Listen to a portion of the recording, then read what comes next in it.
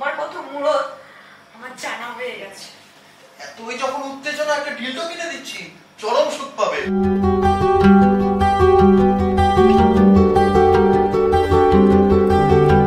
ওদের কি ব্যাপার স্যাপার? ডক্টরের সাথে যে কনসাল্ট করার কথা ছিল তারই বা কি হলো?